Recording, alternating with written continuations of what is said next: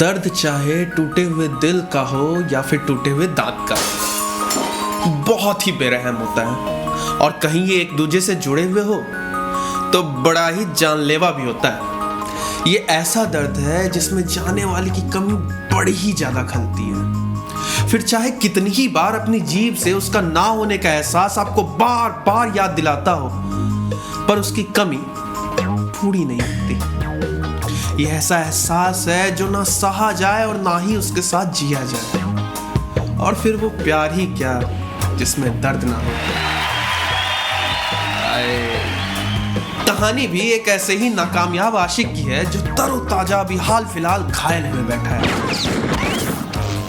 जी, Anshu, BTech first year mechanical department. घर से coaching और फिर कोचिंग से निकल के अपने रंगीन सपनों के साथ वो कॉलेज तो आ गया था, पर यहाँ की भारी अकाली को देखकर वो बहुत निराश हुआ। ऊपर से मैकेनिकल डिपार्टमेंट, जहाँ उसे अपना मनपसंद फील्ड तो मिल गया था, पर मन को लुभाने वाली नहीं। उसके ज़्यादा दोस्त नहीं थे सिवाय रिया और ऋषि के।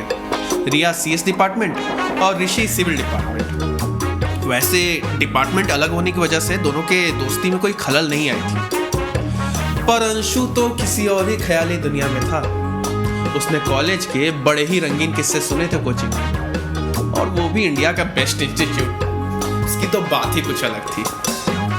वो भी सोचता था कि मेरी भी एक दिन कोई बंदी होगी जिसका हाथ पकड़ के मैं शाम को क्रिसिट के हॉट चॉकलेट पीते हुए कैंपस के चक्कर लगाऊंगा। तो कभी कैंपस हमने एक ही जूस ग्लास में 2 स्ट्रॉ डालकर पिया करेंगे। खैर, अंशु ने हार नहीं मानी और रोज की तरह लेक्चर खत्म होते ही हॉट चॉकलेट पीने क्रिसिट की तरफ अपनी साइकिल घुमाई हुई थी कि तभी, और इसी साइकिल एक्सीडेंट के साथ उसकी 7:30 भी शुरू हो गई थी। इसका इल्म उसे तब नहीं हुआ क्योंकि वो हसीना का स्टॉल ना सिर्फ अंशु के साइकिल के बेल में जा फंसा था, बल्कि उसके दिल का भी बेल बजा चुका था। जैसे ही उस हसीना की आंखें अंशु से चार हुई, अंशु के चारों तरफ मानो डिंग डिंग डिंग डिंग डिंग डिंग डिंग डिंग डिंग डिंग डिंग। जी हाँ, सामने वाली मोहतरमा चिल्लाते हुए बोली, अंधे हो, दिखाई नहीं देता तुमको? टकराने का इतना ही शौक है तो वो सामने से जो बैल आ रही है ना, दिखता है? जाके टकरा जाओ उसी से। अरे बड़े बेशरम इंसान हो, अभी भी खड़े खड़े मुस्कुराया जा रहा है। बंदी नहीं देखी क्या तुमने कभी? लगता है बहरे भी हो। अब ये बात अंशु कैसे कहता कि तुम ही हो जो इस सूने रेगिस्तान में फूल खिलाओगी। तभी पीछे से एक जानी पहचानी आवाज आई, अंशु, तू यहाँ क्या कर रहा है? और निशा, कुछ हुआ है क्या यहाँ? निशा तो ये सुंदर बला, मतलब बाला का नाम निशा है। हाय। अरे मैं तो क्लास खत्म करके क्रेसिट जा ही रहा था कि हाँ, मुझे भी अपनी हवाई में लपेट उड़ने के फिराक में था ये। रिया, तू जानती इस बदतमीज को? देखो अभी भी कैसे मुंह ताड़ रहा है। आई एम रियली सॉरी यार। अरे मैं तो बस पहचानने की कोशिश कर रहा था कि कहीं देखा है क्या। अंशु बड़ी सफाई से अपने आप को बचाते हुए अब वो कैसे कहे कि कहीं इसी मोहतरमा को तो नहीं देखा था अपने रंगीन सपनों में।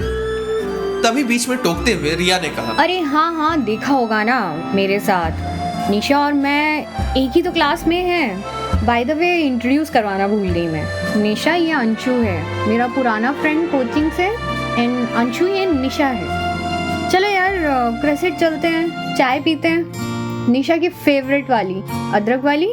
रिया के बचाव से माहौल थोड़ा ठंडा हुआ ही था कि तभी पीछे से ऋषि ने आवाज दी, सालो कमीनो, मुझे छोड़ के जा रहे थे?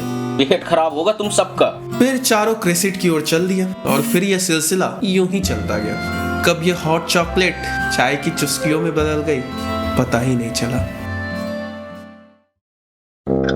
दोपहर के 2:30 बज रहे थे और अंशु अपनी रुआसी सी शक्ल लिए अपने कॉलेज के गेट के सामने वाली तिवारी की दुकान पे बैठा इंतजार कर रहा था। आज पूरे 1 महीने बाद वो ऋषि से मिलने वाला था। तभी सामने से ऋषि को आते देख अंशु एकदम सीधा बैठ गया और ऐसे दिखाने लगा जैसे कुछ हुआ ही ना। ऋषि ने आते ही जोर से एक हाथ अंशु की पीठ पे दे जड़ा और दुकान की तरफ देखते हुए बोला, भैया 2 हॉट चॉकलेट देना। तेरी फेवरेट। तू तो भूल गया मुझे, लेकिन देख मैं नहीं भूला। वैसे हॉट चॉकलेट की जगह अदरक वाली चाय पिएगा, रेसिट का तो मज़ा नहीं देगी। बोल। अंशु ने ऋषि को कुछ पल घूरा और फिर इधर उधर देखने लगा। वैसे कहाँ है तू आजकल? पता 1 महीने से ढूंढ रहा हूँ, मिल ही नहीं रहा यार। अंडरग्राउंड हो गया है, कहाँ है तू? साला एक तो ये दर्द नहीं जाता मेरे जीवन से। जब से ये दांत टूटा है ना कुछ खा पा रहा हूँ और ना ये हॉट चॉकलेट। अबे तेरा दांत भाई, ये किसने पेल दिया तेरे को? कब हुआ, कैसे हुआ ये? वैसे तूने बताया नहीं कि किसने टोका है तेरे को? अबे बताया तो था, तू भूल गया? चल झूठा साला, कुत्ते के पीछे भागते भागते किसी का दांत टूटता है क्या? सुना है कभी तूने? हद करता है। अरे गाय बोला था मैंने, और वो मेरे पीछे भागी थी। मतलब कुछ भी यार। कल को तू बोलेगा सुअर था, फिर बैल था गाय के साथ में, फिर एक दिन बोलेगा लेपर्ड था, वो लाइब्रेरी के साइड वाला। कुत्ता बोला था क्या मैंने? ना तू एक काम कर, तू अच्छे से सोच ले पहले। शायद कोई और प्रजाति का जानवर मिल जाए तुझे कैंपस में जिसने तेरे को पेला हो। कुछ भी बोल रहा है यार, हद कर। वैसे ये बता, 5 दिन से तेरे को कॉल कर रहा हूँ, ना तेरा फ़ोन लग रहा है ना तू हॉस्टल में है। ओफो यार, फोन भी टूट गया है मेरा। अबे अब ये कब हो गया यार? धीरे यार, बैक में भी थोड़ी सी लगी है। अबे भाई तेरा चल क्या रहा है यार? हर जगह से ही टूटा फूटा हुआ है। अब सच सच बता, क्या हुआ है तेरे साथ? अरे रुक पापा का कॉल, रुक, कुछ बोलना मत। हाँ। हेलो। हाँ पापा। हाँ शाम को सीधा घर आ जाऊंगा पापा। हाँ 5 बजे से पहले पहुंच जाऊंगा पापा। हाँ ठीक है, रखता हूँ। अबे घर? ये कब हुआ? तू घर पे रहता है? भाई कुछ तो कांड किया है पक्का, तूने कुछ कांड किया है इस बार। अच्छा ये जल्दी बता, नहीं तो साले मैं तेरे को दौड़ा के तेरे सारे दांत तोड़ दूंगा। अच्छा सुन यार, स्टोरी थोड़ी दर्दनाक है। ये हादसा नहीं, मेरा मतलब ये वाकया करीबन 1 महीने पहले ही शुरू हुआ था। तब अंशु का प्यार निशा के लिए परवान चढ़ रहा था। दोनों का मिलना जुलना मानो स्पीड ऑफ लाइट की तरह बढ़ चुका था। तभी तो आज अंशु गर्ल्स हॉस्टल के बाहर पेंडुलम की तरह इधर से उधर लटकते हुए निशा का इंतजार करने लगा। उसी समय रिया जॉगिंग के लिए हॉस्टल के गेट से बाहर निकली। वो कहते हैं ना, जब समय खराब हो तो बैठे बिठाए कुत्ता भी काट जाता है। वैसा ही कुछ अंशु के साथ हो रहा था। रिया ने जैसे ही अंशु को देखा, अंशु की तो मानो हवाइयां ही उड़ गई हो। अंशु को ऐसा लगा जैसे आ बैल मुझे जोर से मार। और हो भी क्यों ना, क्योंकि इस नए प्यार की खुशबू की भनक तो उसने अपने सगे दोस्तों को भी नहीं लगने दी थी। रिया रुकी और बोली, तू यहाँ क्या कर रहा है? कुछ नहीं। वैसे ही सोचा थोड़ी हवा खा लूं। अच्छा जी, अब तुझे हवा खाने के लिए गर्ल्स हॉस्टल के बाहर आना पड़ेगा? क्यों, तेरे हॉस्टल के नीचे तो तू हवा ही नहीं है, वहाँ वैक्यूम में रहता है तू। क्या चल रहा है तेरा? मैंने कल तेरे को निशा के साथ देखा था और परसों भी। बताएगा क्या चल रहा है? अरे रिया, मैं तुझे बताने ही वाला क्या था। बताने वाला था? तू मेरा दोस्त है पहले, और निशा को मैंने तुझे मिलवाया था। अब तू मुझसे झूठ भी बोलने लगा है। बताएगा क्या चल रहा है तुम दोनों का? अंशु जल्दी आ, रिया, ऑटो निकल मैं तुझसे बाद में बात करता हूँ, ठीक है? डिटेल में बताऊंगा, सब कुछ बताऊंगा, पक्का प्रॉमिस। अच्छा ठीक है, चल बाय। अपनी आंखों के सामने अपने सबसे प्यारे दोस्त को जाते देख रिया की आंखें नम हो गई। उसे इस बात का दुख नहीं था कि अंशु उसकी बात बिना सुने चला गया, पर इस बात का दुख था कि वो अब पुराने दोस्तों से भी झूठ बोलने लगा था। वहीं दूसरी ओर निशा, जो रिया की रूममेट भी थी, उसके ऐसे बर्ताव से बहुत नाखुश थी। बस इसी तरह दिन गुजरते रहे और ऐसे ही रोमांस और एडवेंचर के साथ 2 हफ्ते कैसे निकल गए पता ही नहीं चला। अगले दिन सुबह के 10 बज रहे थे और आज निशा के दादी और पापा आए थे मिलने उसके हॉस्टल। निशा ने रिया को अपने दादी और पापा से इंट्रोड्यूस करवाते हुए कहा, दादी पापा, ये मेरी रूममेट है रिया। नमस्ते दादी। नमस्ते अंकल। नमस्ते बेटा, सब ठीक तो है ना रूम में? कोई दिक्कत तो नहीं? वैसे तो हमारी बेटा बहुत संस्कारी है, है, लड़कों की तरफ तो नजर नहीं जाती है उसके, सबको भैया भैया बुलाते रहती है। बहुत भाई है इसके कानपुर में, वो बोले। अरे क्या हो गया बेटा, पानी पी लो थोड़ा। क्या दादी, अब भी शुरू हो जाती हो। अरे हाँ, हमारी बिट्टू तो है ही इतनी अच्छी, एकदम सर्वे को संपन्न। अरे अम्मा ठीक है, बैठो बैठो, पानी पियो आराम से। देखो बेटा, अब आप दोनों साथ में रहते हो, है ना, तो एक दूसरे का अच्छे से ध्यान रखना। और अगर मान लो कोनो कोई दिक्कत आए, है ना, कुछ परेशानी हो, तो ये लो हमारा नंबर, बेझिझक हमको फ़ोन कर देना। आखिर आप भी हमारी बिटिया जैसी हो, है ना, नया शायद है, तो साथ में मिलकर रहो और अच्छे से रहो, ठीक? हाँ हाँ जी जी जी, बिल्कुल अंकल, बिल्कुल। आज लगभग 20 दिन हो चले थे और रिया अंशु से एक भी दिन सीधे सीधे बात नहीं कर पाई थी। इसलिए आज रिया ने अंशु को कैंटीन में बुलाया था। रिया पिछले 1 घंटे से हॉस्टल कैंटीन में अंशु का इंतजार कर रही थी। उसने ना जाने कितने ही कॉल और मैसेज किए पर कोई फायदा ना हुआ। काफी इंतजार के बाद जैसे ही रिया जाने लगी, सामने से निशा को अंशु के साथ उसके हॉस्टल से निकलते हुए देखा। रिया ने जानबूझकर फिर कॉल किया तो अंशु ने झट से फोन काट दिया और मैसेज टाइप किया, I have a quiz tomorrow, busy, bye.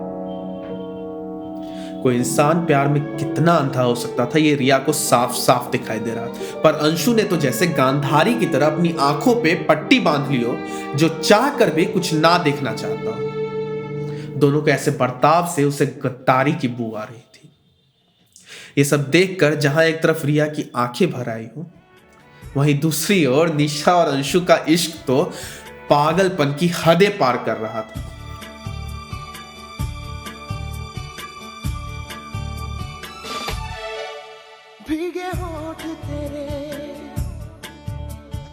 Anshu, अरे यार, तू मेरे हाथ पे बैठ गया है यार। एक तो ये बेड भी इतना छोटा है, मेरा हाथ दबा दिया। तुझे बेड की पड़ी है? I feel so good, don't you? हाँ बट Oh my God! इस टाइम पे कौन आ गया अब? How would I know? Riya class गई है, फिर ये कौन है? Oh my God! Shit, अब क्या करें? दरवाजा खोलो, इतना टाइम कहाँ लग रहा है? फक पापा है बाहर, Oh अब my क्या होगा? God! Shit भाई, मेरे तो आज ही लौड़े लग गए। अरे Shit! यार, हाँ, अरे मेरे शूज मेरे मुंह से नहीं मिल रहे, मेरे मुंह से कहाँ पे? तू छोड़, मुझे छोड़, बैठ के नीचे छुप, जल्दी बैठ के नीचे छुप। हाँ, एक काम करता हूँ, मैं खिड़की से जाता हूँ। अरे पागल है क्या? Oh my God! मेरा बेल्ट। क्या चल रहा है ये सब? कौन है ये लड़का? पापा भैया है, हम पढ़ाई कर रहे थे। अरे हाँ भाई होगा, वो बोला। भैया है? मुंह बोला भाई, मुंह में घुसेंगे हैं? बहुत हीरो बन रहे हो। और तुम निशा, तुम साइड में हटो, बहुत वंडर वुमन बनने का शौक है तुमको, हैं? रुक तो जरा, शकल देखी है अपनी, तू बंडोल कहीं कर चुसा हुआ आम लगता है, तो हर खबरिया लाल कर दे भाई। दादी नहीं, दादी मत करो प्लीज। हम साले, तुम रुको, तुम्हारी हम तो ऐसी लेंगे साले, ना दिखा पाओगे ना बता पाओगे, समझ में आया? तुम्हारे मुंह में साले हाथ डालकर तुम्हारे दांत तोड़ेंगे। बात तो सुनो अंकल मेरी, अरे नहीं मैं नहीं करूँगा। अरे अंकल मेरी बात तो सुनो अंकल बोल रहा है, बहुत लफाजी चाहिए किसी कभी नहीं करूँगा अंकल। रुक साले, कहाँ भाग रहा है? खिड़की से कूदेंगे, स्पाइडरमैन बनेंगे। पहले तुम जानते नहीं हो। फोन तुमको फोन से पड़ी है? साले तुम्हारा फोन मुंह पे नहीं।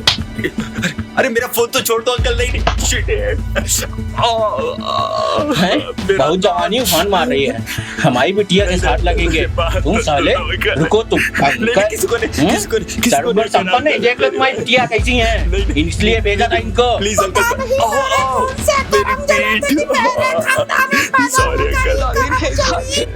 सॉरी मुझे माफ कर दो अंकल। खिड़की से कूदेंगे, स्पाइडरमैन बनेंगे। तुमको मिल्खा सिंह बनाते हैं। सॉरी अंकल, पहले साले कभी नहीं करूँगा। सॉरी नहीं लगा तुमको?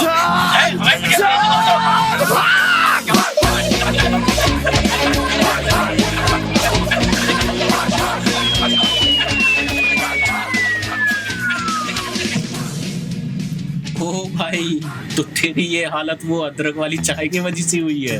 हर जगह सुझा दिया भाई। अच्छा जरा खड़ा हो ना, देखूं तो तेरी तशरीफ। भाई बैठने में तो बड़े मजे आते होंगे हैं। अच्छा ये बता, हॉट चॉकलेट कैसी लगी? मुंह खोल, दांत तो देखो तेरे। अबे चुप करना यार, एक तो उन लोगों ने भी मेरी मार रखी है, अब तू भी मार ले मेरी, मार ले। मैं क्या मारूंगा भाई, मारी तो चाय के बाप ने है। अच्छा ये सब छोड़, ये बता उस दिन फिर डिन ऑफिस में क्या हुआ? भाई मेरा तो गंदा वाला खट गया, हॉस्टल रिवोक हो गया मेरा। ओ तभी मैं सोचूं कि तू आजकल ठंडी हवा खाने गर्ल्स हॉस्टल क्यों नहीं जाता। अबे चुप करना यार, एक तो बच्चोदियां ही चल रही है मेरे साथ, मेरा नया वाला फोन भी टूट गया, बंदी भी चली गई और मेरा रूम भी चला गया, खाली फोकट मार भी खाई। और मैं ही क्यों, मैं अकेला था क्या? घनघोर नाइंसाफी हुए मेरे साथ। क्या यार। ओए ऋषि, 5 बज गए यार, घर जाना है वरना आप घर वालों से भी छित्तर पड़ेंगे। चल पैसे देते उस दुकान वाले को। हाँ हाँ चल बाय बाय। ये लोग भी ना बीच रास्ते में क्यों खड़े हो जाते हैं? निशा तुम? भैया भैया थोड़ा साइड होंगे क्या? बस अब यही सुनना बाकी रह गया था। निशा के इतने बोलने से अंशु का ना सिर्फ प्यार से बल्कि इंसानियत से भी विश्वास उठ गया। बस इतनी सी थी ये कहानी। फिर मिलेंगे किसी और दिन किसी और नए अफसाने के साथ। तब तक के लिए खुदा हाफिज।